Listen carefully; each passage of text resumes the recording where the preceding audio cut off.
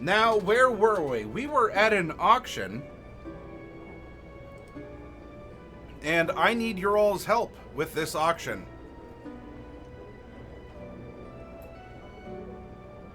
Pardon. You will be redirected to this entry after each choice, and you may choose to bid on any number of items.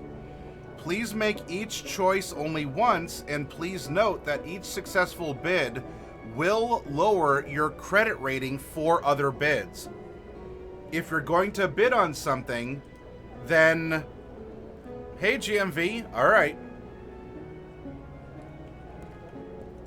I want you to tell me what you'd like to bid on, if anything. Now, as there's many options and we'll winnow it down, I'm going to put either cylinders or the altar as one choice, the crown or the robe as a choice, because those are kind of together. There's the gurnal,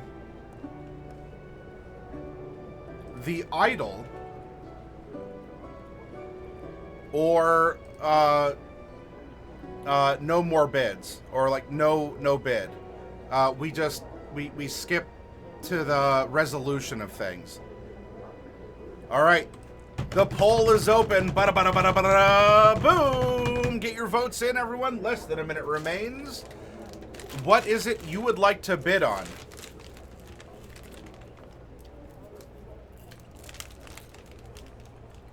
What captures your interest?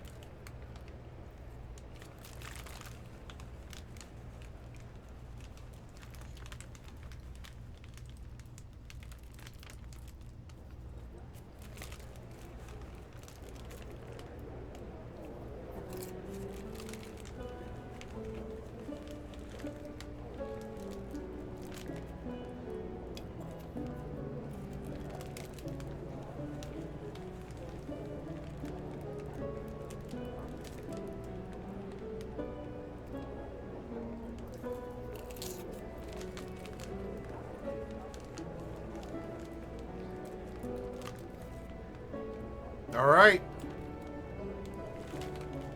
The journal with 3 votes wins.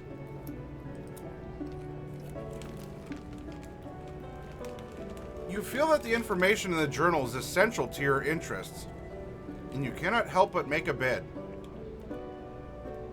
You place your paper with the others and hope that Mr. Warren calls your name when the amounts are compared. All right. Now, between our two, between appraise at 10 or credit rating at 60, it looks like we want the 60, survival. Will we get the late professor's journal? I need you to roll a percentile and tell us.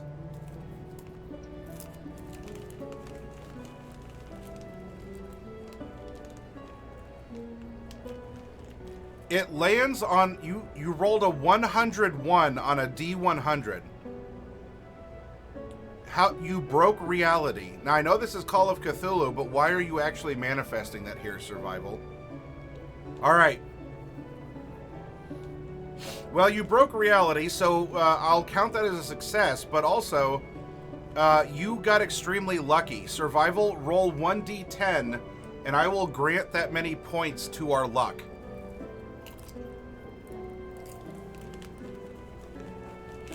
10. Wow. All right. Well, luck is in our favor. Not only do we get the journal, but there we go.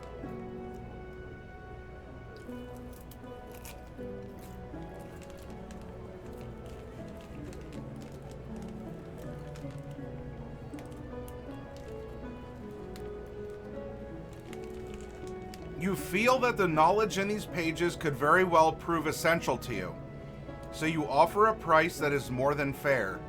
Sure enough, Mr. Warren calls your name and presses the leather-bound tome into your eager hands. Reduce your credit rating by 2. And go to 81. All right.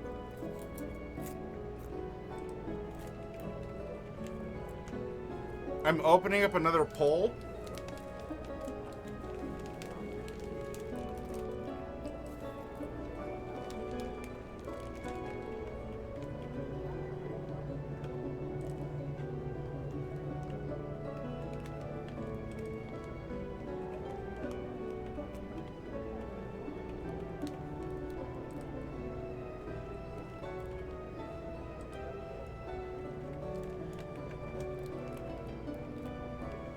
All right, get your votes in. It is open. Look for the question marks. Go, go, go, go, go.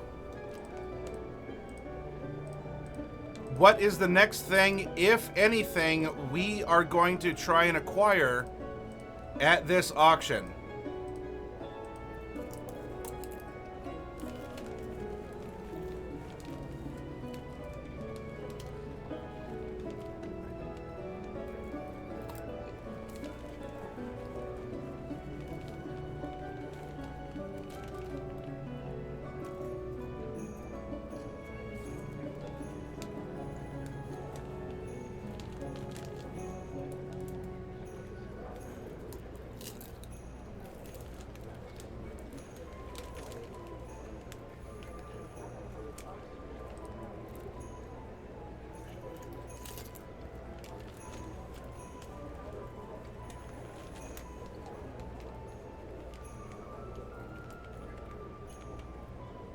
Looks like you all want the idol next. All right. Coffee Cat, I'm going to call on you for this. Something draws you to the curious idol, and you feel compelled to make a bid. You notice that you're not alone in this, as the monk and one of the dark-suited men both place bids on their own end of the box. You hope that yours is high enough. All right. This is an extreme difficulty credit rating. That means that we need an 11 or below. Coffee Cat, can you do it? Can you make it happen, Captain?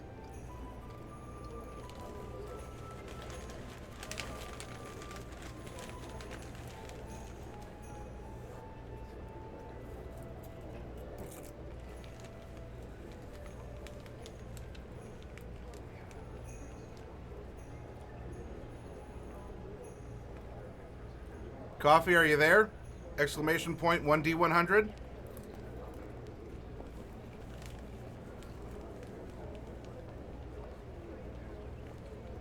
All right. 61 won't do it. We don't have enough luck to force it. However, you may use a fickle god's favor if you wish. And if you do that, you will need a 1 or a 10 on that D10.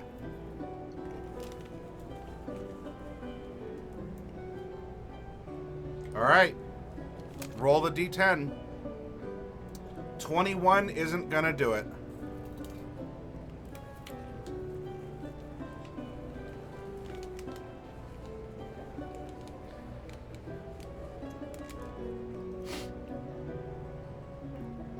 All right.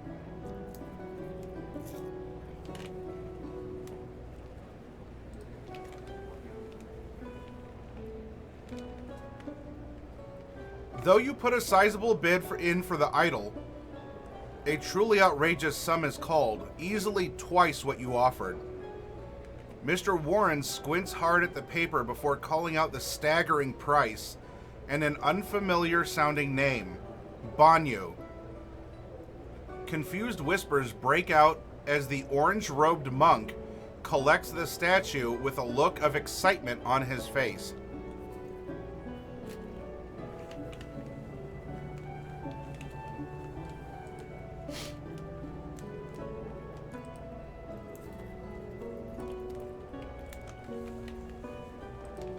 All right, new question.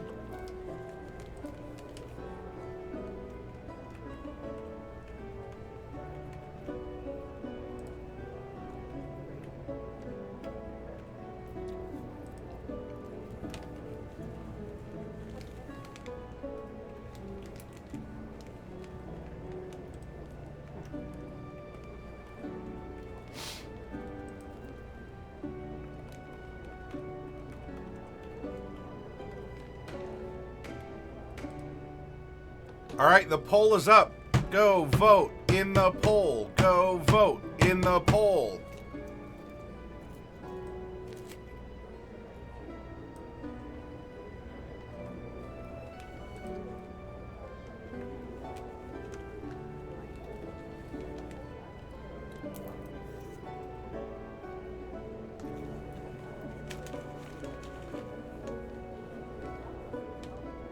want to bid on anything else?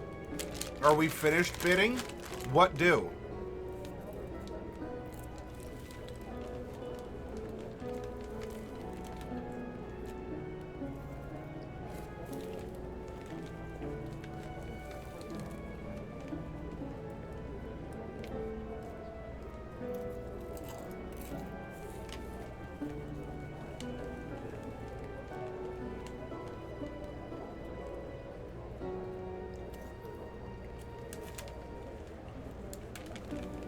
Alright, the altar won.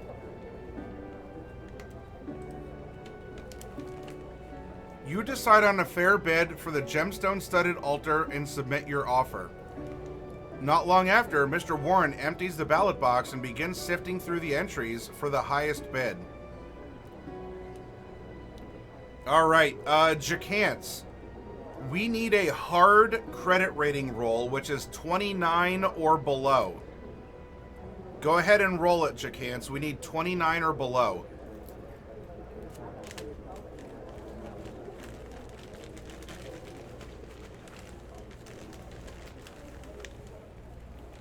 $79 won't do it. Do you want to take the L?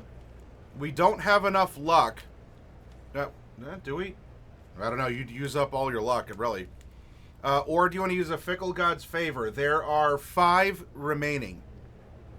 You would need a 1, 2, or 10 on the D10.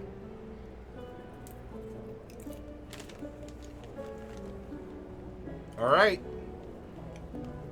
Roll a D10.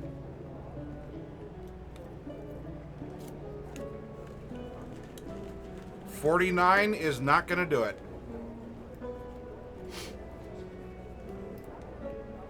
4 Fickle God Favors remain.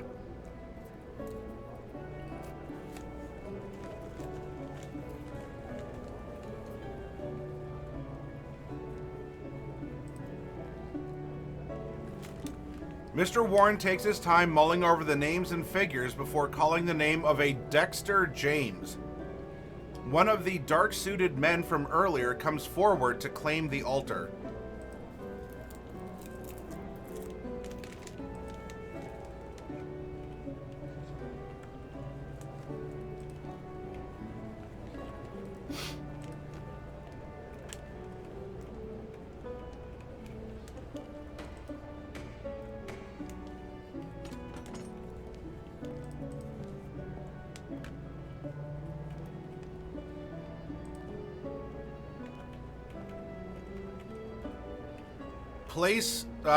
Place your bids, or don't, if you don't want to buy anything else.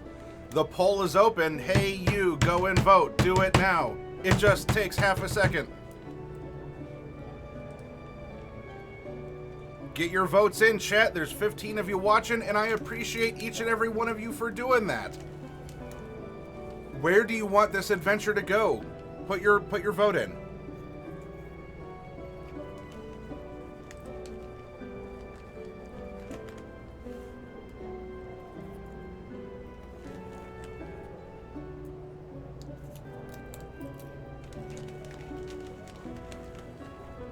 Only 3 have voted? Come on. You got this. Come on. Don't be cowardly.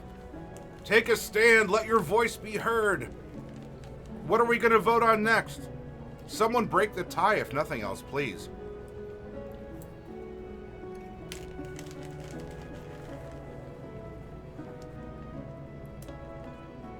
All right. Democracy dies in darkness. 111. Cylinders crown, nothing else.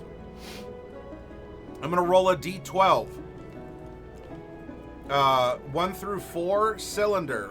5 through what? 5 through 8, crown. 9 through 12, nothing else.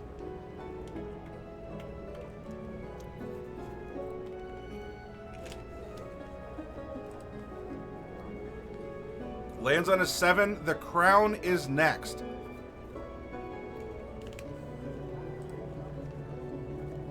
You decide to place a bid on the crown and affix your name and a suitable price. Who else is hanging out here? GMV and Bluejoy are lurking. Belladonna's lurking. Lucius, are you still here? I don't know if Kragar is available or if Asterial is. Who is here and would like to vote? Or roll, I mean. Survival? We need a 58 or lower. This is a standard credit rating roll. Alright, Lucius, I'll call on you next.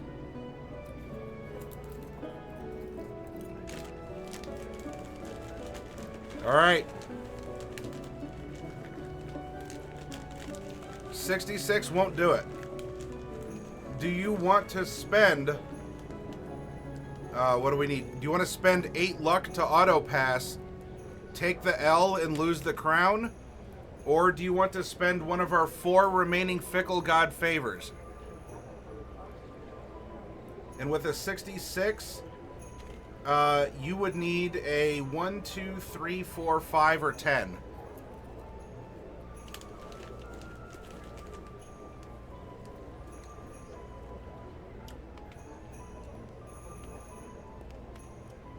Our luck is up here. It's currently at 45.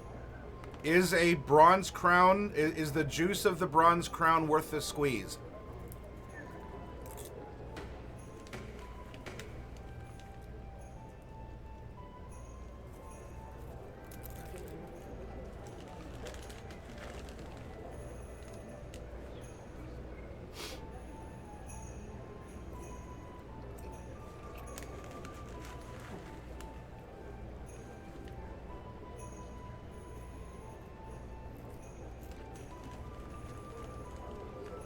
All right. Survival, you pass on it?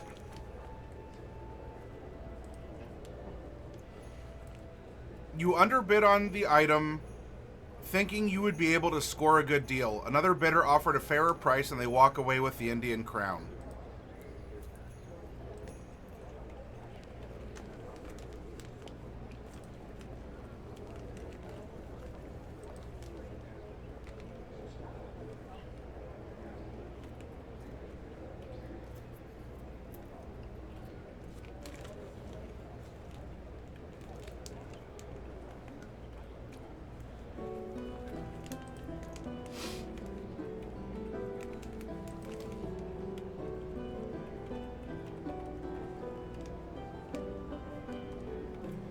All right, the poll is open once again. Look for the big question marks. Ba-ba-ba-ba-ba-ba-boom. Get your votes in. What would you like to bid on next, if anything?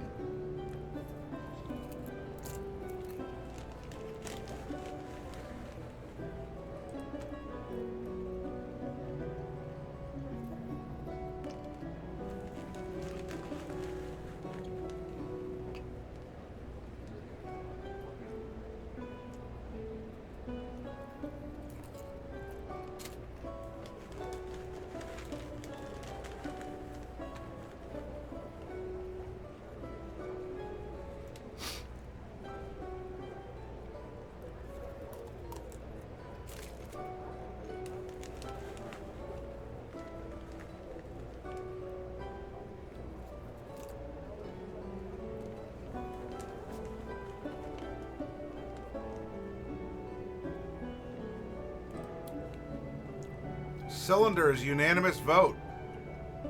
We have to manually scroll to 24. You write a reasonable bid for the pair of clay cylinders. All right, Lucius. This is a hard credit rating check. We need a 29 or below. Can you make it happen?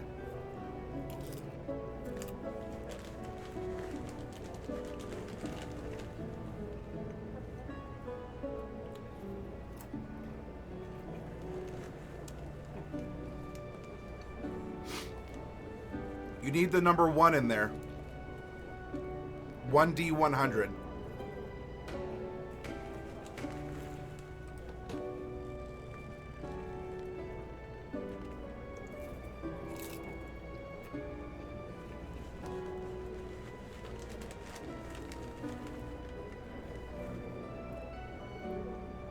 $96 is not enough. Do you want to take the L, Lucius? Or you don't have enough luck to burn, You can try a Fickle God's Favor, but we only have 4 of those. And you would need a 1, 2, or 10 on the D10.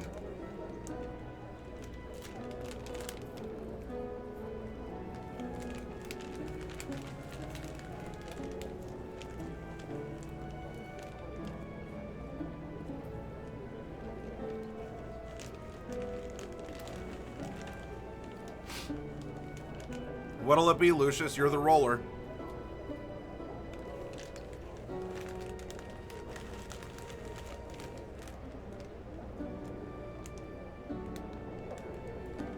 Unpopped kernel. Ah.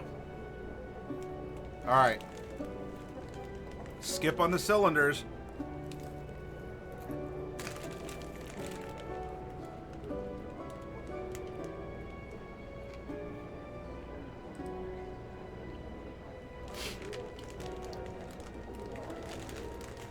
Though you wish to buy the Curious Clay cylinders, someone else placed a higher bid. You hear Mr. Warren announce the name Arthur Duncan and see one of the dark-suited pair approach to take the item from him.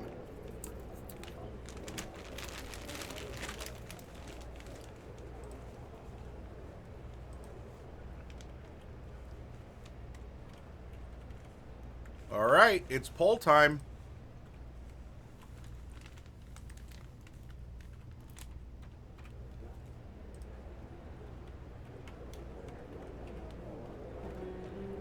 Get your votes in, everyone. It's open for a minute. Do you want to bid on the robe, the only remaining item, or are you finished and you want to proceed?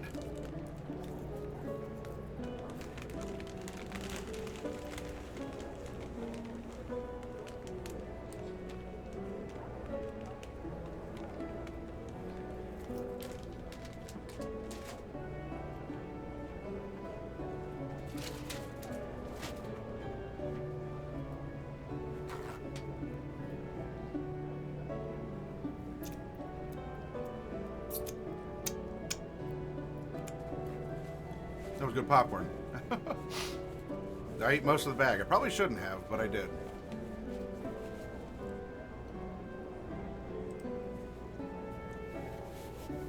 Time's almost up. Get your votes in. All right. Some of you out there, 2-1, want everything you can get your hands on. Let's go to the ceremonial robe. The ceremonial robe catches your eye and you settle on placing a bid. You sign your name on a piece of paper with a realistic price and put your submission in with the rest. Wait for Mr. Warren to call the robe's winner.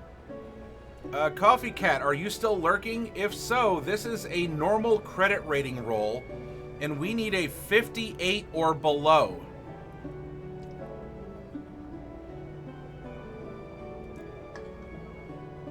Right now, a 93 won't do it. Do you want to spend a Fickle God's Favor? We have 4 remaining.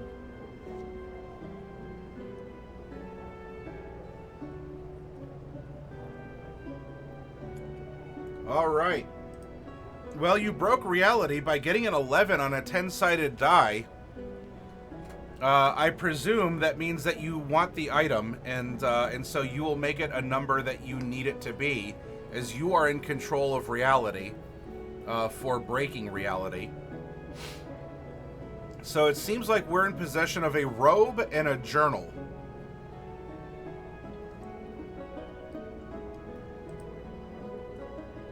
The Brahmin's robe is yours. Mr. Warren spent more than a few minutes looking over the offers, but ultimately it was your name he called. You claim your prize and fold it away into your briefcase for safekeeping. Reduce your credit rating by 2.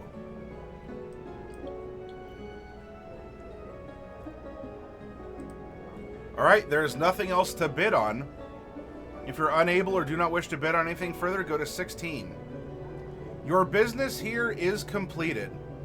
You see the crowd staring covetously at the newly acquired items, and you spot Amelia looking smug and satisfied with a leather bag full of cash. Mr. Warren begins to clear away the tables while Officer Powell stands by the door and directs people out of the building and into the ever-thickening fog. Though some seem content to stay and socialize, you feel that it would be best to go bed down for the night. While the estate sale seems interesting, you would feel more secure with a roof over your head for the night. You pull someone out of the crowd and inquire as to where you can find a room to rent. You are directed a few blocks into town to a modestly priced hotel a few buildings down from Esbury's police station. As you enter in from the cool night air, you're greeted by the heat of a roaring fire. The small front room feels stuffy and cramped. The bulk of the space is dominated by the large service counter, behind which sits a wiry-looking wisp of a woman. She turns her wide eyes to you and asks your name, then quotes you a price that's more than fair.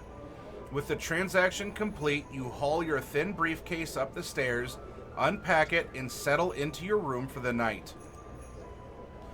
You wake in the morning grateful for the rest. You rise up from your bed and take in the modest surroundings that make up your room. The furnishings are sparse, a small, poor-quality dresser and a cramped and dusty writing desk tucked in the corner. Sitting atop the desk is a plate of eggs and toast, apparently set out for you by the hotel's owner. The walls are plain and unadorned, save for a single window that faces toward the lake. However, this view is currently blocked by the incredibly thick fog, which has taken on a pale green hue. Your vision is obscured entirely, and you cannot see into the depths of that outlandish green mist. You also notice your personal belongings placed around the room exactly as you left them the night before. After getting dressed and eating the modest breakfast set out for you, you're ready to begin your day. You take a moment to consider what that means for you. Your mind turns to Professor Harris. If you're so inclined, you might be able to investigate the circumstances of his death further. Considering that you don't have his widow Amelia's address, you would have to start your search with the official report filed with Officer Powell at the police station. Alternatively, you could take this free time to look through your belongings and examine any items you might have.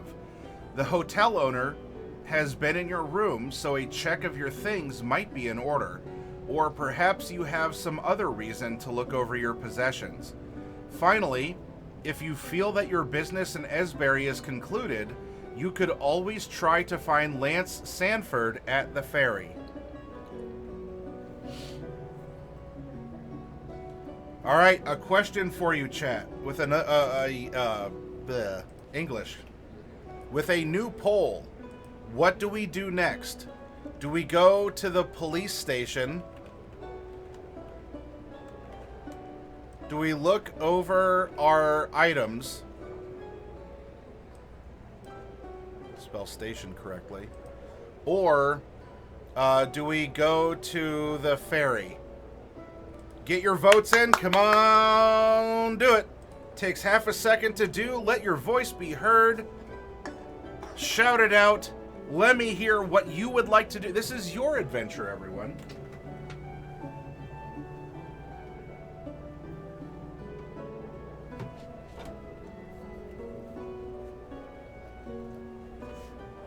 The only thing that I won't let you do is the thing that got us killed the past 2 times.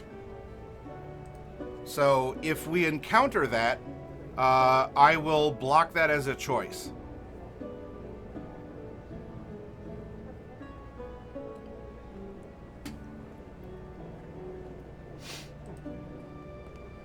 Two and two, I need a tiebreaker. Someone vote, please do it now. Get your vote in.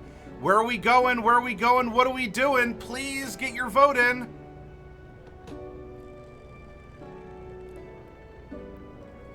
4-2, we're going to the police station. All right. This is what we did the last 2 times that we died, Jacance. This, going to the police station itself, didn't kill us, but this is the same choice that was chosen the past 2 times that we died.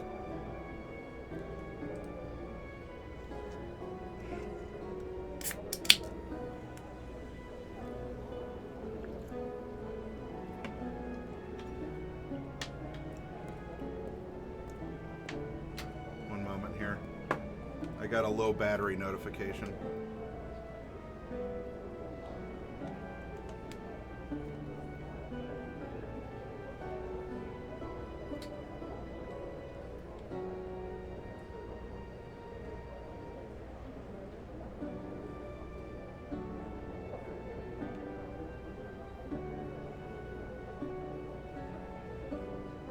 Alright, it's charging. Move this over here. There we go. Alright.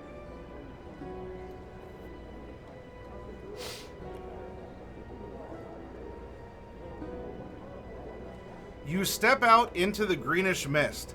You feel it clinging tightly to you as you make your way... No, looking at our stuff didn't kill us.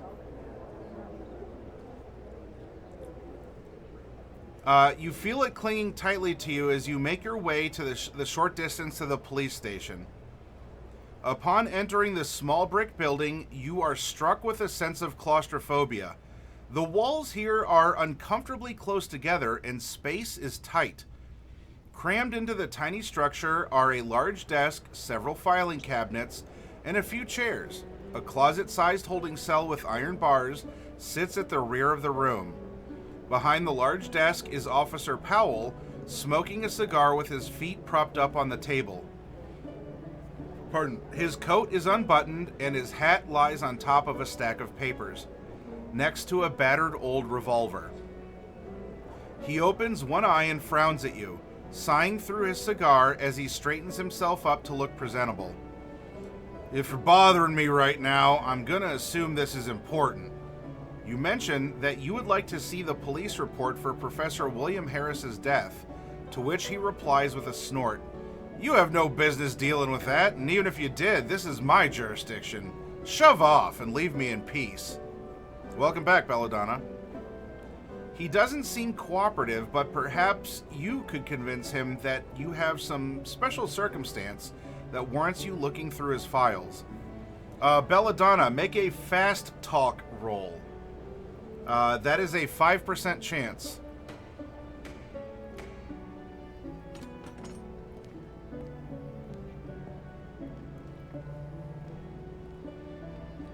You got a 25. You can burn 20 luck to succeed. You can use one of the 3 remaining Fickle God favors to get a 1 or a 10, or you can take the L.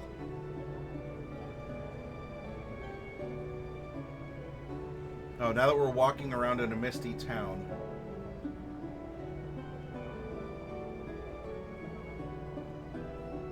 Oh, Shadowfell music. That'll work.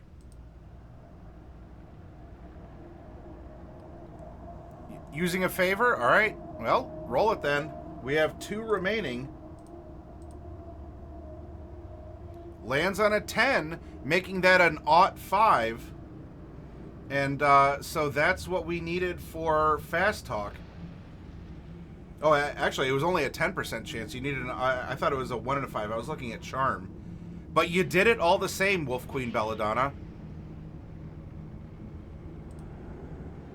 You imply that you know the right sort of people who might ask the wrong sort of questions if you don't get access to that report.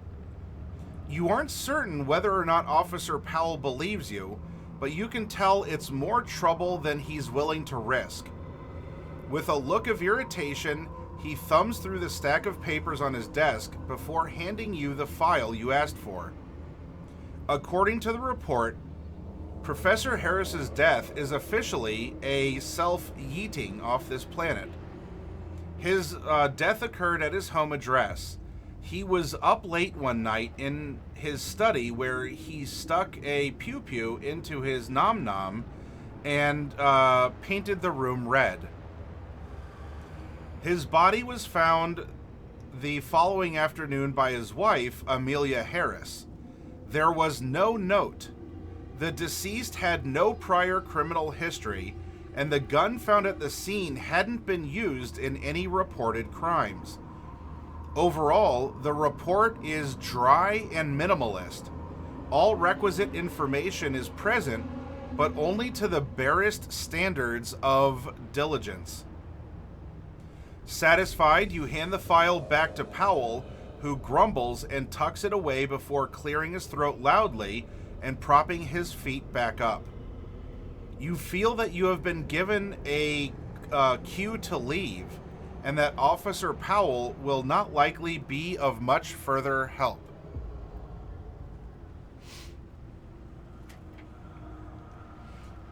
All right, a question for you, chat. Where are we going next? So look for the bunch of question marks at the top of chat. That is the poll that is open. Do you want to go to the Harris house, or do you want to return to the hotel? Presumably if you want to look through your things or whatever else. Or from there, I think we could go back to the ferry. So you have two options, though. From here, do we go to the Harris house, or do you want to go back to the hotel?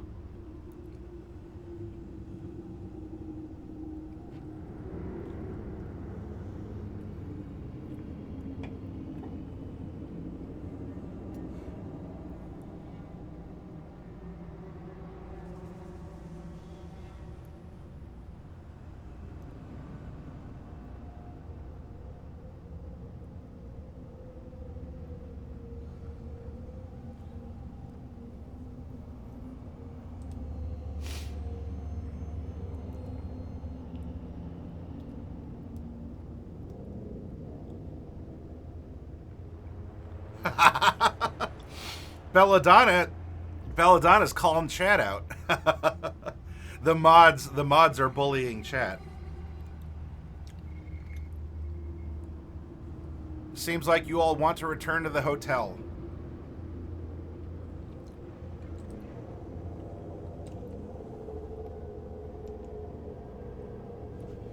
Feeling that it's the best course of action right now, you return to your room at the hotel. You turn the key in the lock and your door swings open to reveal a startling scene. Your room has been ransacked. The bed is overturned and the covers are strewn about. The dresser drawers have all been pulled out and emptied. Your briefcase lies open on the floor. Anything of value you had is gone. Anything you may have gained from the estate sale is no longer in your possession. And anything you brought with you beyond the basic essentials is likewise missing. The window hangs open, letting the greenish mist into the room. You close it to keep out the chill and begin to set things straight while you overcome the shock of what has happened. As you consider your options, the sound of a loud and violent commotion drift in from the room next door. No, Scannion is not allowed to be a murder hobo in this survival. A new poll is opening up. Look for the question marks at the top of chat, and you tell me, do we ignore the scuffle, or do we investigate? The poll is open. Get your votes in now. Get your votes in now. Let me know what you'd like to do. Do you want to ignore the fighting in the room next to ours? Or do you want to investigate? I shall point out. Private Investigator. This doesn't obligate us to investigate. But, you know.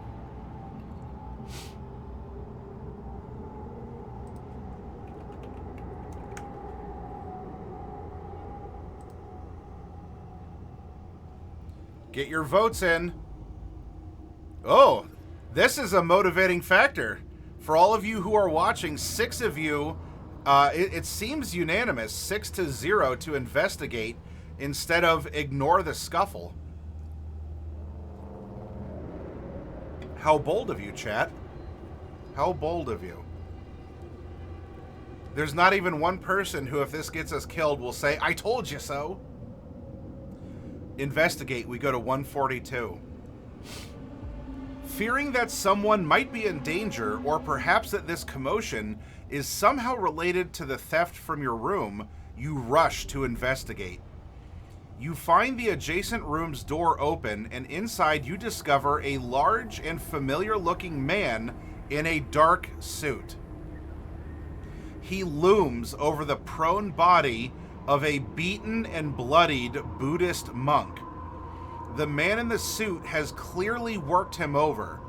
The suited man has his back to you, and you doubt you've been noticed yet.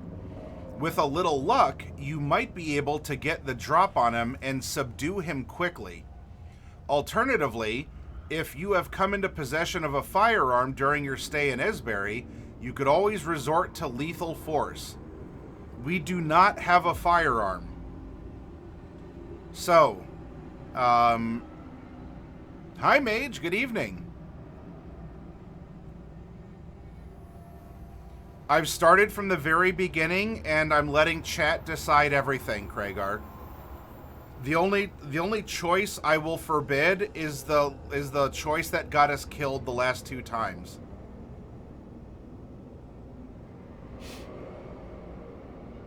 So it looks like to subdue the man, make a fighting brawl roll with a bonus die for surprise.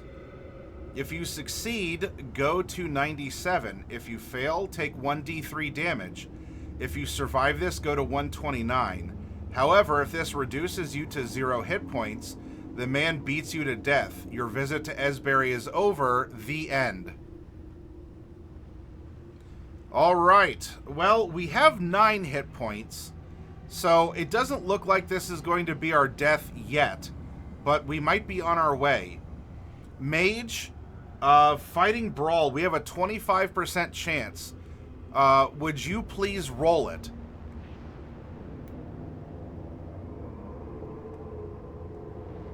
Exclamation point 1d100, you want a 25 or below. Now, you can use luck, and this comes with a free bonus die, so you don't have to use a Fickle God Favor. Although you could, if the bonus die is not what you wanted. 18? Well, look at it, Mage! You see the situation, and your private investigator instincts leap into action, and you rush in and you clock him. You rush the man and swing for his head. Well, no, we didn't die in the fog, Craigar. If we're gonna be technical, we didn't die in the fog. Do you remember how we died? You rush the man and swing for his head. Your blow lands and carries him into the wall. With a sickening crack, he is rendered unconscious and collapse in a heap on the floor. You stand over the wide-eyed monk. He seems battered and bruised, and is no doubt in some degree of pain. Still, he manages to rise to his feet and extends his hands in thanks. He offers words of gratitude for you rescuing him from his attacker. I am glad that you came when you did. That one was rather violent. It is regrettable that you had to hurt him so, but he will live. You inquire about the reason for the brawl, and the monk replies slowly. His friend robbed me of some of the relics of my temple. This one wished to stay behind and inflict harm on me, so that I would not pursue them. You mention the robbery in your room and express common cause with him. The monk smiles at you and shakes your hand more vigorously. Then we shall go after our things together. I heard them discuss where they would meet up later, after that one. He points to the unconscious thug. Was done with me. Wondering at your good fortune and not willing to turn down any aid, You accept the monk's offer. You doubt the suited man will be waking anytime soon, and you will both be gone by then. You simply leave him and exit the hotel with the orange-robed Buddhist leading you through the mist.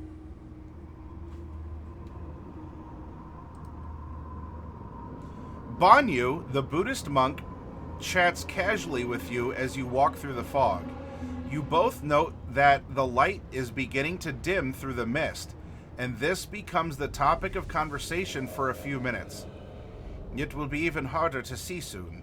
I would not like to be out and about any longer than we must. This fog is most unusual. Is this hue common here? You respond that the greenish color of the fog is highly unusual, and he seems mildly perturbed. I have seen nothing like it at my temple in India either. The conversation continues like this for some time, until finally you arrive at your destination. The place in question is a small house located on the edge of town near the church. Banyu informs you that he has no intention of going inside, as he knows it may result in violence and he is opposed to physical conflict. He shoots you a quick glance and then goes to stand by the church.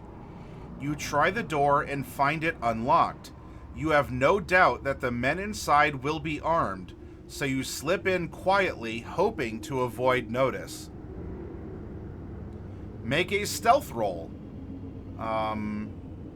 If you succeed, go to 165. If you fail, 144.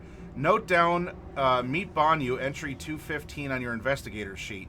Later, you may be prompted to visit Banyu if you know where to meet him. At that time, you may then go to 215.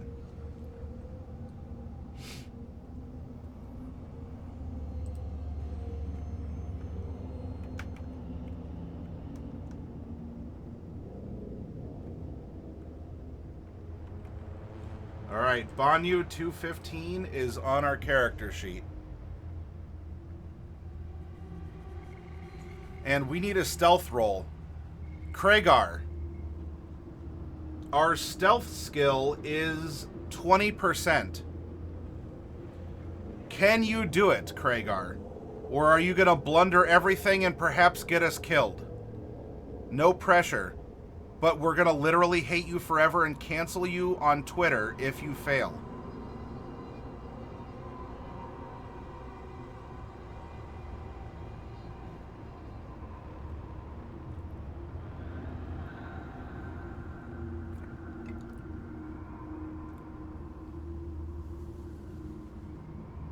$51. That will not do it. Now, Kragar, there are 2 remaining Fickle God favors. You would need a 1 or a 10 on a D10, or you can spend 31 luck in order to stealth.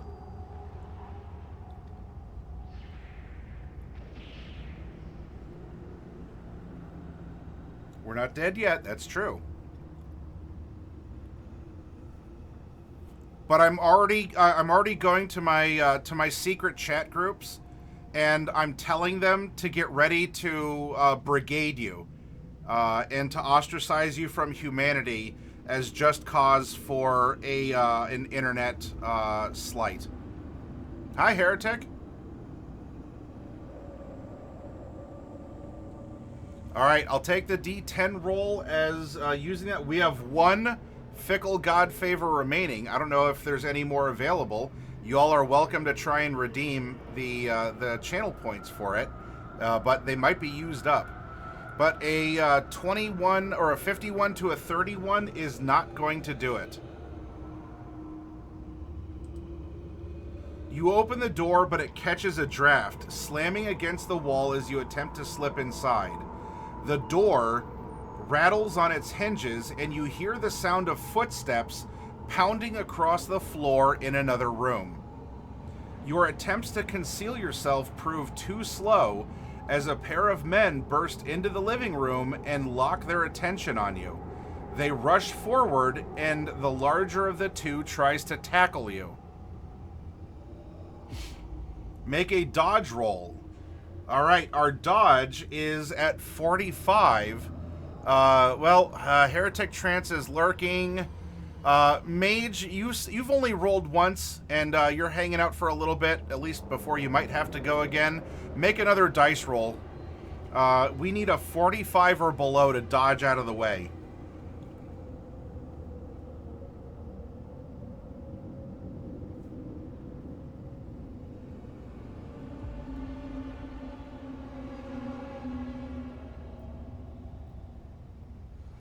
$100. That will not... Alright. Well, Mage, you rolled a... so, that would normally be like a critical failure, but here you can either... let's see. You can take the L, and we might get walloped, or you can use the last remaining Fickle God's Favor of the night. And since that's 100, you would need to get a 1, 2, 3, 4, or 10. So it's a 50-50 chance on a D10.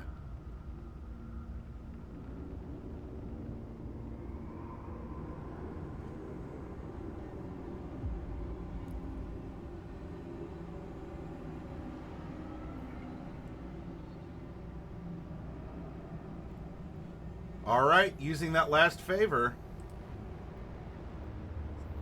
There are now no more Fickle God favors remaining, nor can any more be redeemed tonight. You have tapped the Fickle God for favor. Roll a D10 now.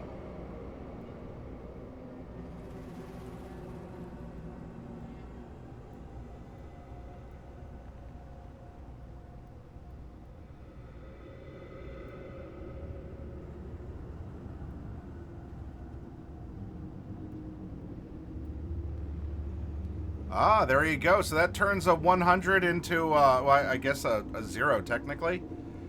Into a, so that would be the success. So we dodge. You duck the blow and dodge out of the man's way as he flings himself toward you. He stumbles into the wall. You quickly throw your weight against your assailant and knock the wind out of him. As you've stunned the large man, you take the chance to enter the building, slamming the door behind you and blocking him from attacking you again once he recovers. Unfortunately, you're now face to face with the other man, who scowls menacingly at you while brandishing a kniff. You bastard! You think you, think you can cause trouble for old Josh, eh? I'll gut you like a fish. Besides, I think we could use a little bit of blood for what's coming next. He shouts something incomprehensible and lunges at you with the blade. His eyes betray his murderous intentions. Make a dodge roll.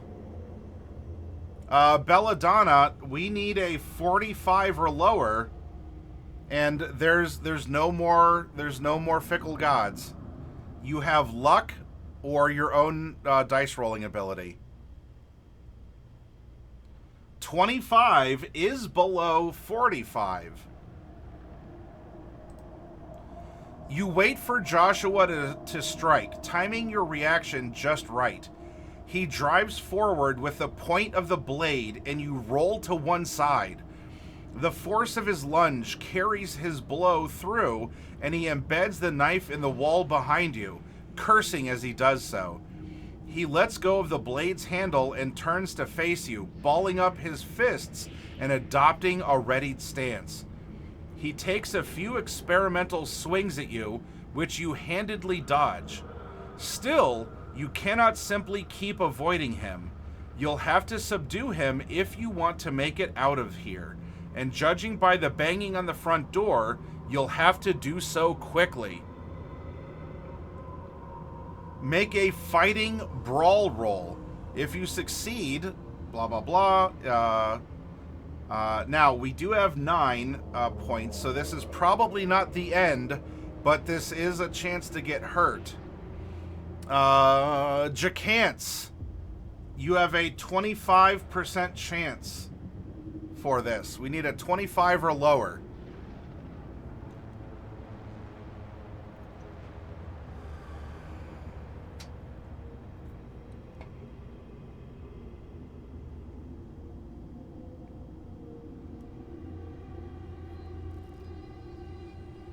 Lands on an 8.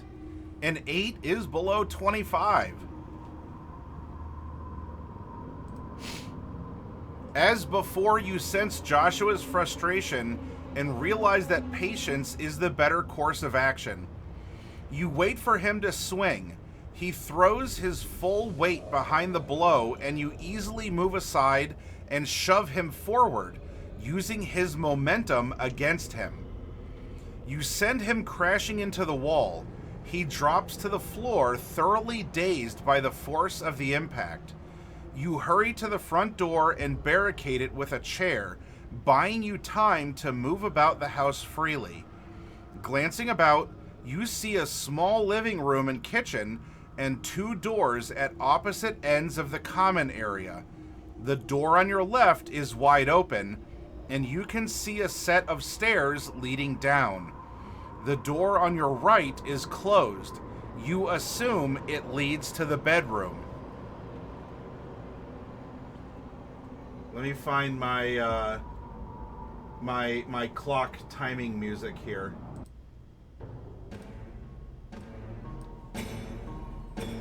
All right, chat. The choice is yours in the poll that's going to appear at somewhere on your display is a bunch of question marks. Do we head down the stairs, or do we head into the bedroom? 1 minute. Go, go, go, go, go. You got this. Vote. Do it now.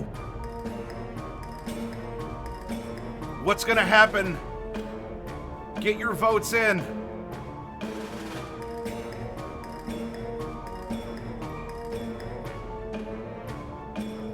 3-2, it's close. We have about 30 seconds remaining.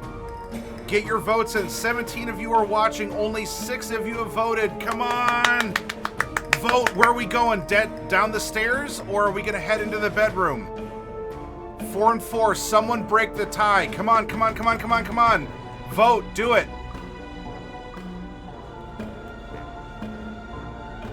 Take a stance. Be bold. Don't be bullied. Be bold. Come on. It's close. It's close.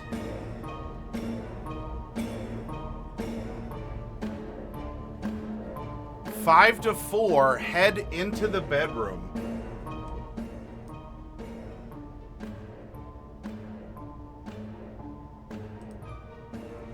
You open the door to find a bedroom, much as you expected. The room clearly belongs to a bachelor, as the only feminine object is a set of lace sleepwear laying across the bed. You look to a nearby nightstand and find several framed photographs of Joshua and Amelia.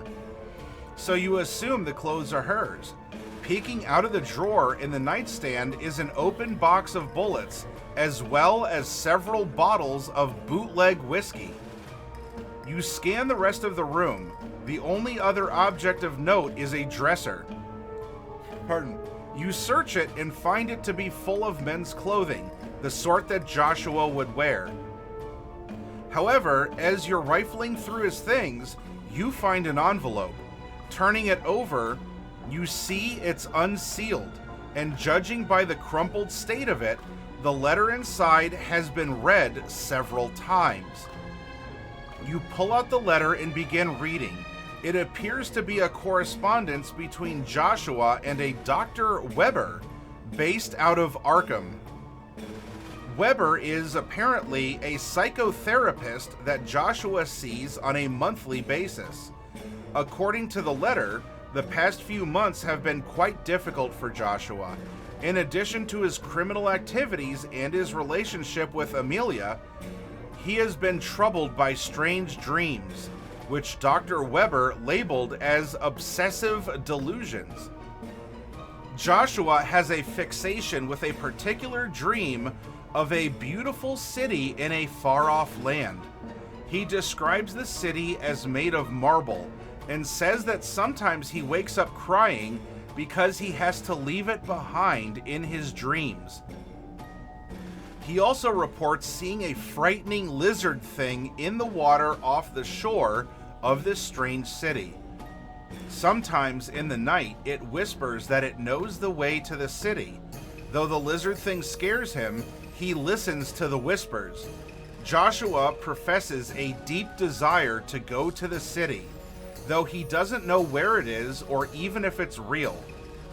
For his part, Dr. Weber assures Joshua that these things are completely fictitious and that he must find a way to return to reality and leave the delusions behind. You return the letter to its envelope, then slip everything back where you found it, thinking about how this affects the course of events here in Esbury. Silently, you return to the main area of the house. You may now investigate the basement or leave the house. All right, chat. Bunch of question marks. What do?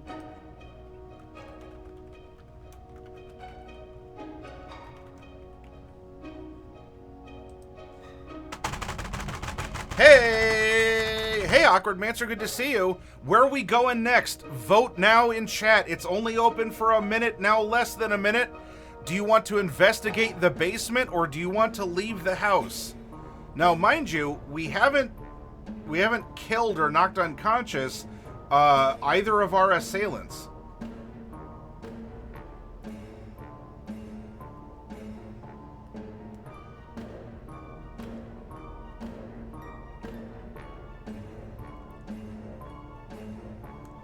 There should be 2 choices in the poll, Awkward Mancer.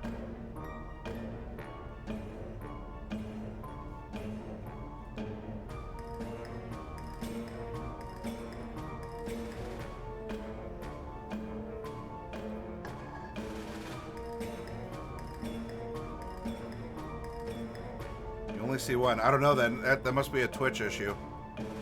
All right, 9-0, investigate basement. Okay. You cautiously descend the stairs, which creak beneath your feet.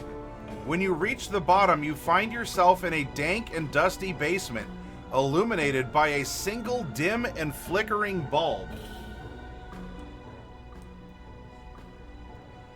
that dangles precariously from the ceiling. The room smells faintly of cigar smoke.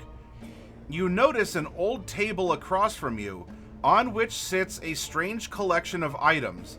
A pair of cracked clay cylinders, a gemstone-studded altar with curious scrawls, a stack of papers, and an unnatural-looking idol of sea green stone fashioned in the shape of a lizard-like creature. Behind the table is a still and other bootlegging equipment. You might consider looking over the items you have found here, or you could simply leave the basement alone.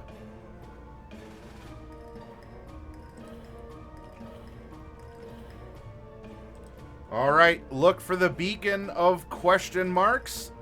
Do we look over basement items? Or, after getting this cursory information, do we leave this place? The poll is open. Vote now. Get your votes in. Do it now. What's the matter? You chicken? Are you scared to vote on this investigative story?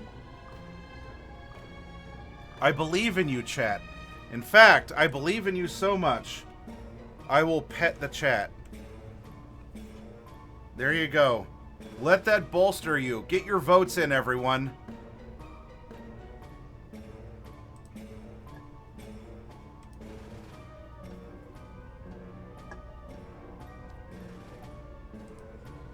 Well, what's the worst that happens, Jacance? Is that we get murdered and the adventure's over? Time's almost up. Get your votes in.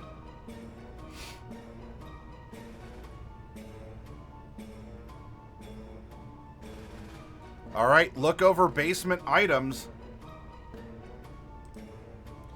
You stand over the table of curious artifacts, confident that they have something to do with the strange events in Esbury.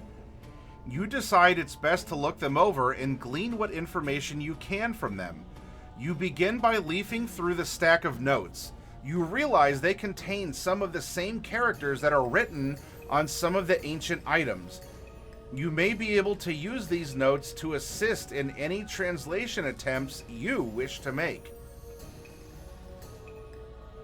There is also an empty sack on the table that was used to bring these relics here. You are free to load them back up and take them with you. After examining each item, it will be added to your inventory and you will be redirected back to this entry or given the option to proceed as appropriate. You should not select any option more than once. When you are ready, feel free to leave. All right. There are 6 options. The poll only allows for 5. I will condense one of these objects, I guess, into 2. And if you all choose that one, I'll split it out to see which one that you would like more. So look for the question marks at the top of chat or somewhere else on your display. Do you want the journal? Do you want the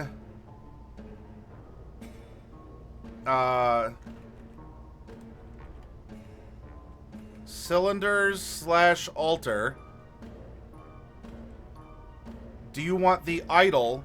Do you want to go upstairs? Or do you want to leave the house?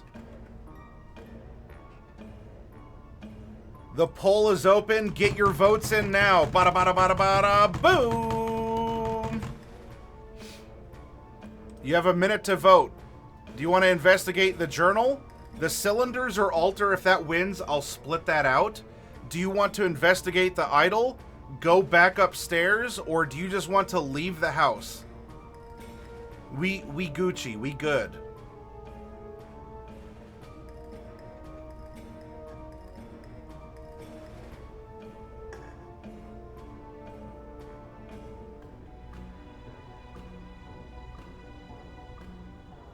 All right, about 20 seconds remain. 8 of you have voted. Get your votes in.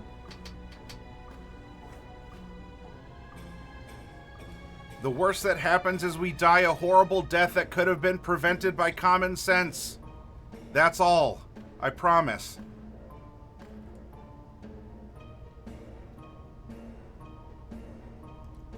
All right, you want to investigate the journal.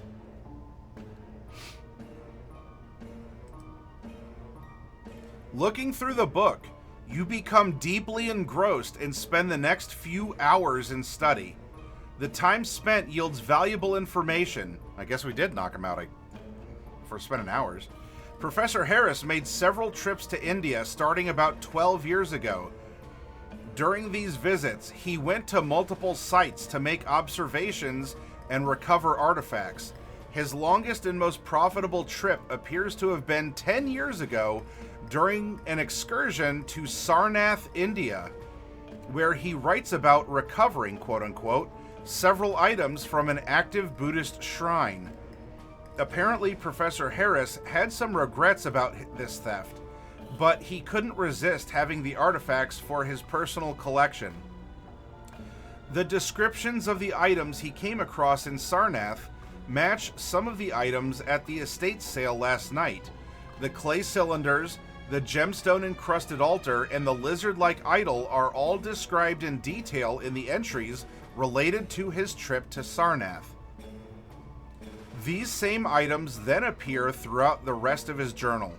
He'd clearly been studying these items over the past decade and developed something of a fixation with them. It was the idol that initially caught Harris's eye, and according to him, the depiction of the great and grotesque water lizard matched no description of any known Hindu entity. Hoping to find clues to the idol's identity, Harris set about trying to translate the mysterious script on the cylinders and the altar. In doing so, he met with significant difficulty, as the text was only barely recognizable as an archaic dialect of a pre-Sanskrit language. The process was slow and painstaking until about a year ago. At this time, Professor Harris writes of having a strange and enlightening dream. He reports walking in the ancient world from whence these items originated, a grand city of marble walls and onyx streets, of bronze gates and marvelous palaces and gardens.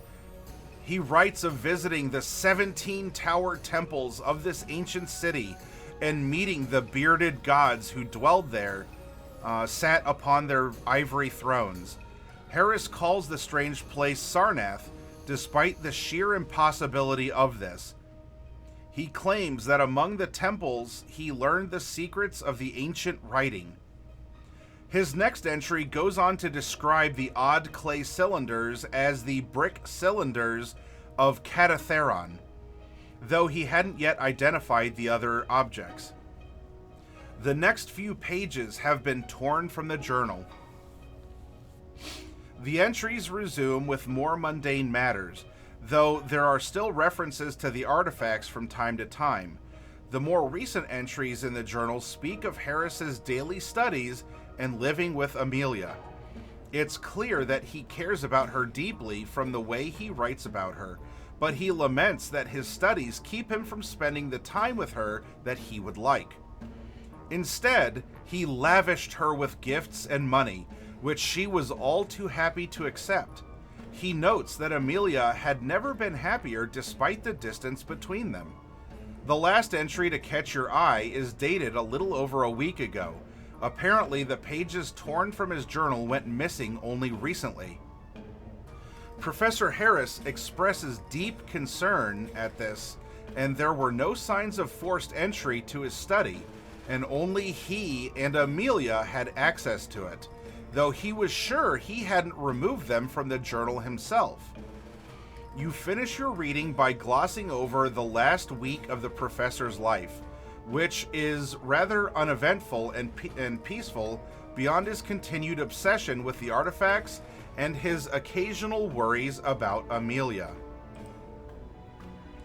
You stand over the table of curious artifacts, confident that they have something to do with the strange events in Esbury. You decide it's best to look them over and glean what information you can from them. You begin by leafing through the stack of notes. You realize they contain some of the same characters that are written on some of the ancient items. You may be able to use these notes to assist in any translation attempts that you make. Okay, that takes us back here. There's also an empty sack on the table that was used to bring the relics here. You are free to load them back up and take them with you. Alright, another poll is opening up after learning this. If you look for the question marks, that is the poll. Do you want to look at the cylinders, altar, idol, go upstairs, or leave the house?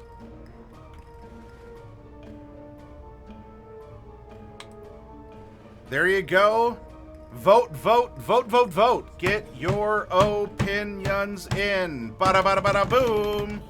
By the way, I make that because if people are lurking or if I'm audible, but someone's watching another tab, I want you all to know that you can vote now.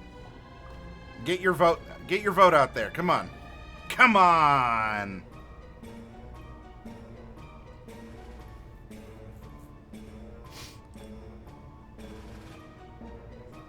All right, I don't want a tie. I need more of you to vote, please. Get your votes in. There's about 20 seconds remaining. Come on, vote, vote. There's about 20 of you watching. More than 7 of you can get your votes in. Come on, do it, do it, do it.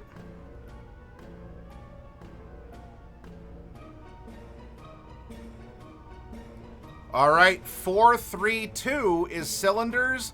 Leave the house or investigate the altar. We don't know that right now, Craigar. Cylinders is 4. You turn the hardened clay cylinders over in your hands, your eyes falling on the large cracks running through both items. Despite this damage, their solid construction has led to the cylinder's survival throughout the ages. The next most obvious quality is the strange writing that is plastered along the side of each cylinder. It's quite remarkable in that it doesn't resemble any language known to you. Using the notes on the table, you attempt to translate it. Make an archaeology roll. Kragar, make an archaeology roll. We have a 1% chance to succeed. We have 0 fickle god favors, but you do have 45 luck. All right, even with 45 luck, so that's not going to work. We go back to 210. What do you want to do next? The poll is going to open shortly. What's left is the altar, the idol. Go upstairs or leave the house.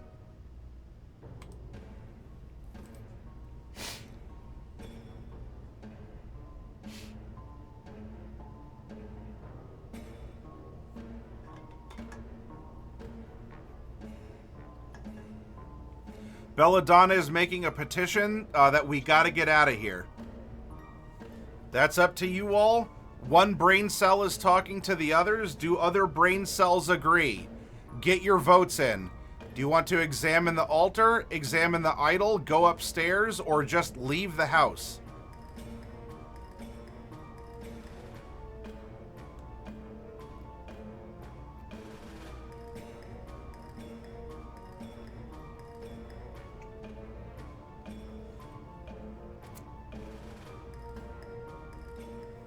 Not much time left. Get your votes in. It's close. It's close.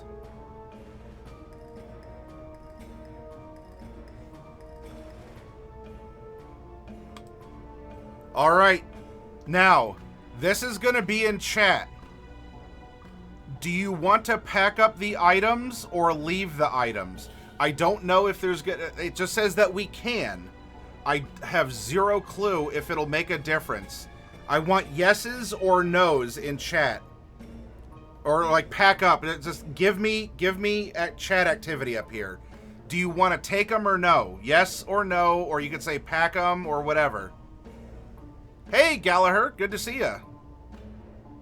Thank you for the follow earlier from Oni's channel. All right, it looks like you all do want to pack up. All right, so we are leaving the house and we're gonna take the items with us.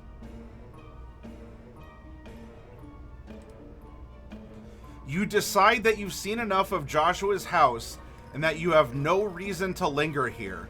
You exit the building and close the door behind you. You look out into the fog and find it thicker than you remember. You can see almost nothing. Compounding this problem is the darkness, which has completely fallen while you were inside. Armed with new knowledge, you feel prepared to confront what lies ahead of you. You take a few steps out into the street and are shocked to find the town's cobblestones are waterlogged. The lake's water level is rising and Esbury is beginning to flood. Given earlier events, you suspect this may not be entirely natural. Even if it is, the rapidly rising water is a serious threat in itself. You feel a twinge of fear, but overcome it and spur yourself into action. You know you must escape the flood and that you must act quickly.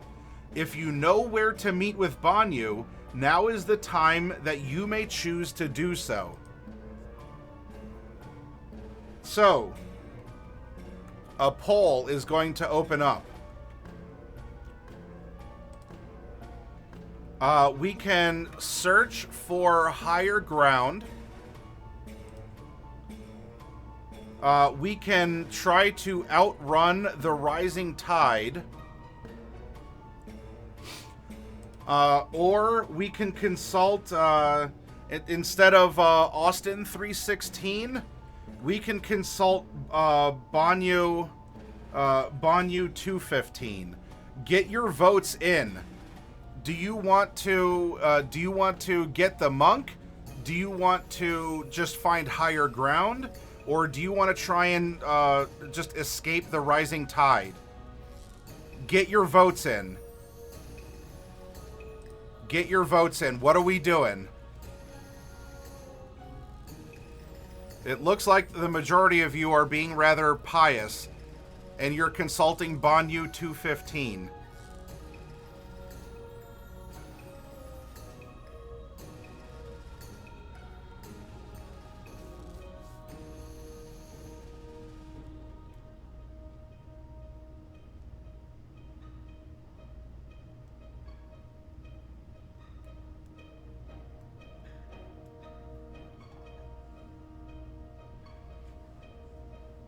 Let's see, now that we're back into, we're going back into, mysterious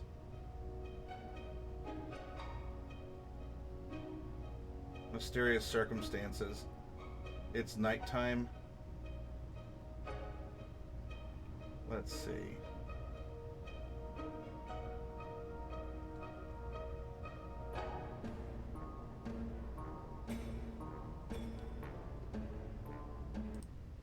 This one's called Escape from Shadow.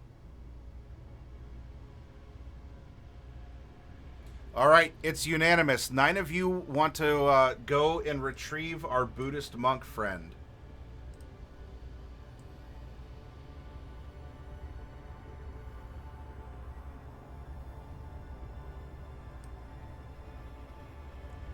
You rush across the street and into the church, all while splashing through the ever-rising water. Sorry, popcorn. You slam the door behind you and make your way down the aisle toward the Buddhist monk standing beside the high altar. As you approach him, you can see that the man looks shaken. Shook, as we would say in the modern, 100 years later. His eyes are wide and his hands tremble as he holds onto one of the pews for support. A little loud. He fixes his gaze upon you and starts speaking quickly in a language you don't understand. He stops himself, then begins speaking frantically. I did not think you would make it back. Are you okay? Did you see what is out there? You mention the rising water and he shakes his head vigorously. No, the creatures in the mist, the green monsters. You raise a skeptical eyebrow and he leads you to the door. He cracks the door open slightly and you gaze out into the mists. You do indeed see something strange, a not entirely human silhouette shambling about in the darkness and the fog. Before you can get a better look, the monk yanks you back into the room and closes the door, but not before the thing notices, as a loud banging begins on the door mere seconds later. You see it now, yes? They come for us. He draws you closer, pulling you in so he can speak in a hushed tone, though still in a hurried manner. That is why I came here, friend. My temple wanted me to bring the relics back because they are cursed by evil things. My temple would perform rites over the relics to keep the curses away, but they are not safe elsewhere. It may be too late, but I know the words. Come, join me. We will stop this. He takes your hand and drags you to the altar. You set down the sack of things, and the monk... It's a good thing you brought it.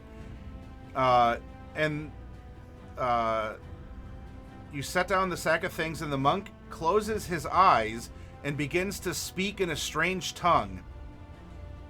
Ihaya no nglui Bokrug. He utters each syllable slowly and carefully, giving you the chance to join with him if you choose. All right, chat. Chat. I want you to join with me.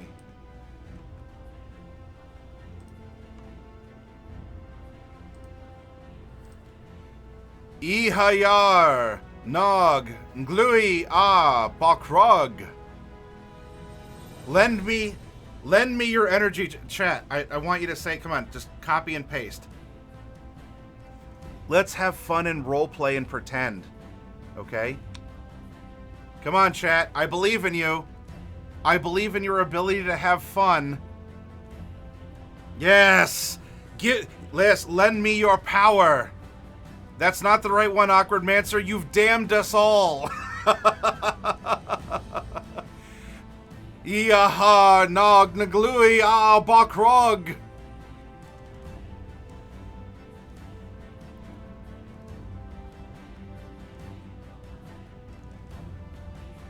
Iaha, Nog, nglui, Bokrug.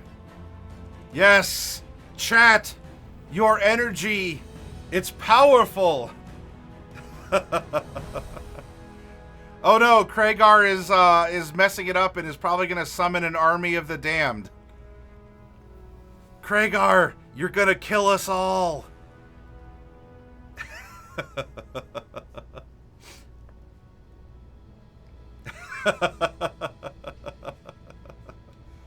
All right, chat.